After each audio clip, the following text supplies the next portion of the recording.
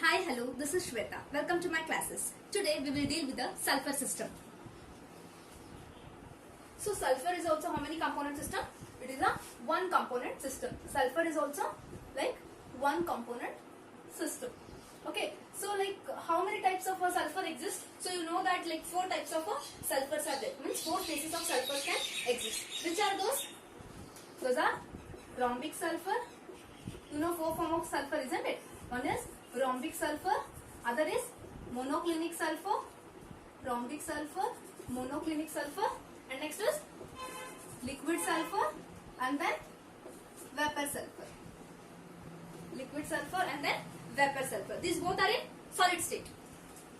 These both are in solid state. This is in liquid state and this is in vapor state. These are the four phases of sulfur. Now, this is the phase diagram of sulfur system. We have already learned the water system in the last video. I had done water system. Now, this is the phase diagram of sulfur system. You know that there are four phases of sulfur. Which are those? One is monoclinic, rhombic. Both will come in solid phase. So, this is SR is nothing but rhombic sulfur. SM is monoclinic sulfur. And this is vapor sulfur and this is liquid sulfur. Again, here temperature goes like this. So, here temperature goes on increases here. So, here temperature goes on increases. And here your pressure goes on increases. This is the phase diagram for sulfur system. And again, you know, for all the phase diagram you have to study these components. That is curves, areas, ripple point, and here extra these two. This also will come here. This is only the extra in this. Okay, metastable triple points also will come in this, and along with that metastable equilibrium. So now we will study the curves. So first we will study the curves. From the diagram, can you observe how many curves are there? You can observe AB, BC, CD, BE, CE and EF. Totally there are 6 curves in the phase diagram of sulfur. I will show you that. This is AB, BC, CD, then BE, CE and EF. Totally there are 6 curves. So one by one we will study now. So first, can you see AB curve? So what does AB curve indicates?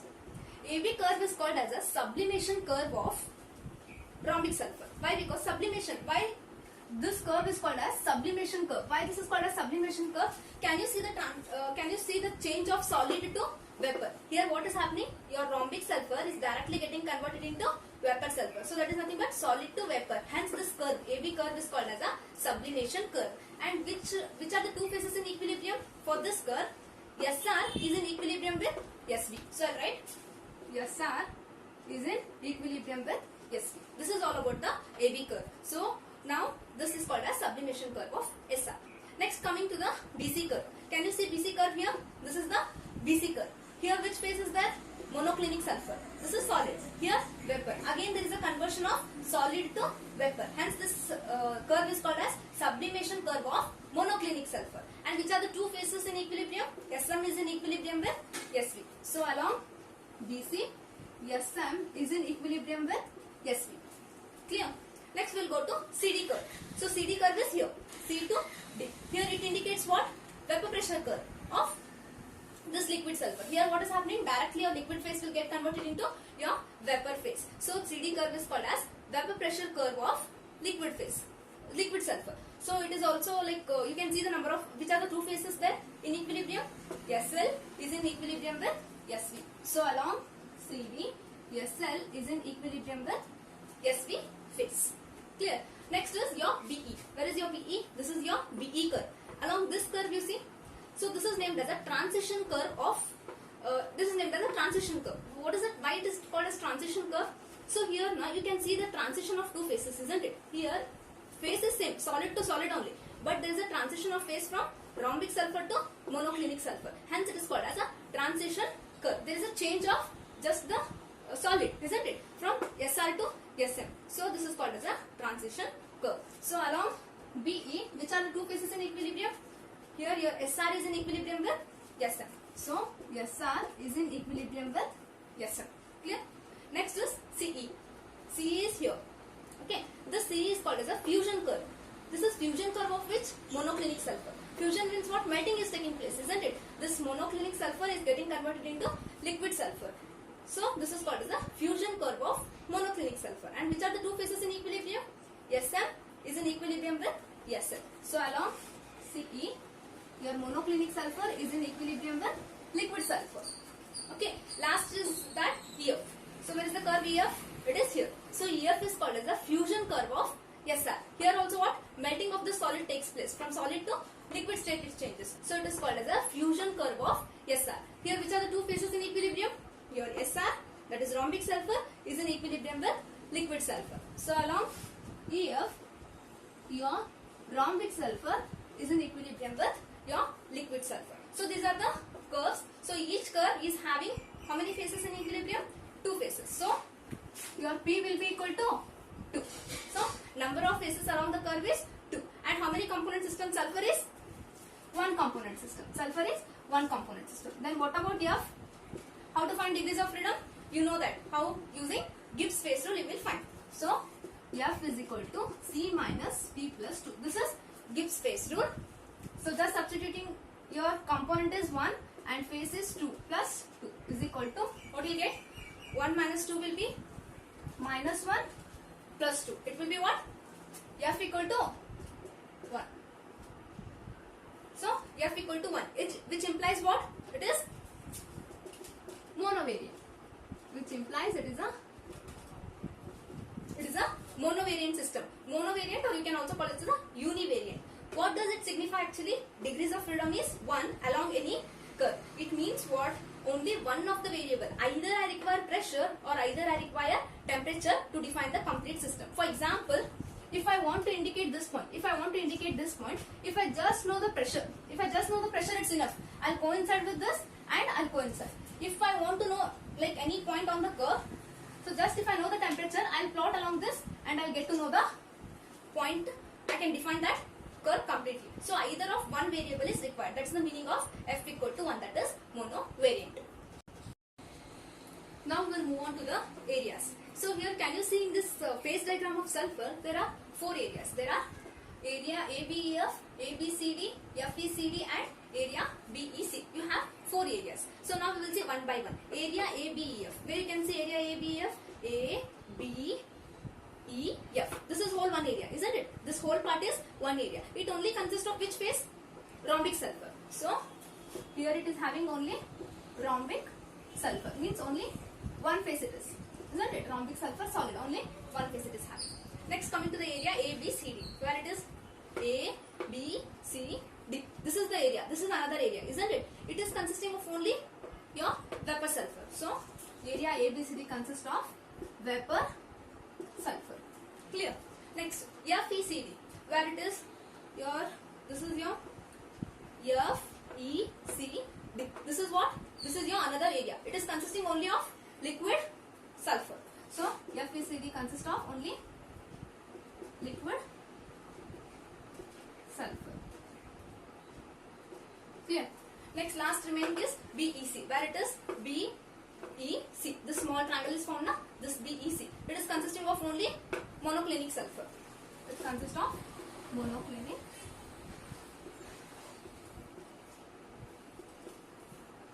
sulfur. Understood? So these are the 4 areas, each consisting of one phase individually. So here P equal to, your P will be equal to 1.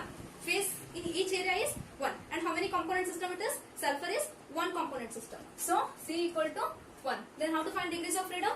So F will be equal to question mark. Now how you will find degrees of freedom? Degrees of freedom is found using Gibbs phase rule. So I'll write here F is equal to C minus P plus 2. So you have to just substitute P and C in this equation. So your component is 1, phase is 1 plus 2. So what happens? Your 1 will get cancelled. So F equal to 2. F equal to 2, which implies what? Which implies your bivariant system. Which implies your bivariant system. It means what? To define any point in the area. For example, if I want to define this point, if I want to define that point, I want how many variables? 2 variables. I want both pressure also and temperature also to define this point. So degrees of freedom required will be both here, pressure also and temperature also in each case. Now it's time to study your triple points. So you know that what are triple points? Triple points are those points where three phases lie in equilibrium. So here from this you can see this phase diagram of sulfur system. You can observe three, like what you can say, three triple points. Which are those? One is B, one is C, and one is E. Can you see? Your triple points are B, C, and E. Why they are called as triple points? Now one by one we will see. So at point B, see at point B what is happening? At point B, your solid sulfur, your monoclinic sulfur, and your vapor sulfur. All these three phases. This 1, 2, and 3. Your SR, SM, and SV are in equilibrium. Your SR is in equilibrium with, SM is in equilibrium with SV. So all the three phases are in equilibrium. Hence your B is treated as a triple point. Clear? Now it is C. How it C? Here C also you can see your SM, SL, and SV.